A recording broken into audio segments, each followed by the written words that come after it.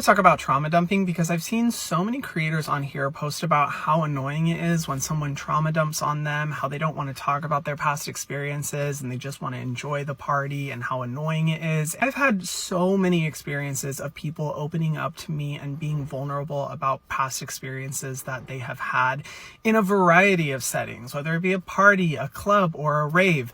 It's happened to me many, many times, and I honestly consider it a privilege to be able to be that safe space for that person, because out of everyone that's in the room or at that event, they have identified that I am a safe person, that they can open up to me without having to fear judgment or criticism. And I honestly feel honored whenever it happens to me, because that's the type of person I want to be. I want to be a safe space for other people. And I just cannot imagine that if I were really going through it and I needed someone to talk to and I was able to open up to them and be vulnerable, and then see them afterwards post on TikTok about how annoying it is when people do that to them, I would never open up to anyone again. I would be absolutely crushed, and it would definitely make my mental health way, way worse. Now, of course, there's the very rare instance where I recognize that the person that's opening up to me does this every single time that I see them, and they kind of hop from person to person at a social event doing the same thing, and they're not actually interested in figuring out how to improve their life and actually accepting guidance and advice. That can happen, but it is extremely rare compared to all of the times where I've realized that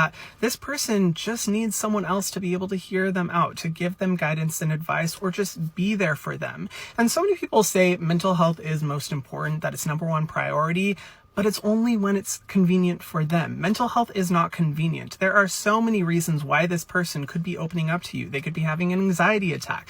They could be dissociating at this social event. They could have had a trigger that made them remember a really traumatic experience that happened and need someone to just be able to talk it through with them and get better. I don't know about you, but I want to be the type of person that can be there for someone if they're going through a really bad episode. And of course, it's not convenient for me. Like, I'm there to enjoy the party. I'm there to enjoy the event. And worst case scenario, if I find that it's kind of dragging on or it's just really a bad time, I can say to them, hey, I want to make sure that you and I can be in a space where I can fully listen to you and give you all of my attention. How about we schedule a dinner or a catch up? How about we go to lunch and talk about this? How about we go to a different area where you and I can really talk it out until you feel better? There's so many better ways to be able to handle and deal with a situation like that than posting TikToks about how annoying it is. Not everyone can afford therapy. Not everyone has family or friends that will give them a safe space where they can open up about these type of things. And if you are that person, I think you really have a responsibility to be able to give some really good guidance, emotional support, and just be there for them. I think we could all use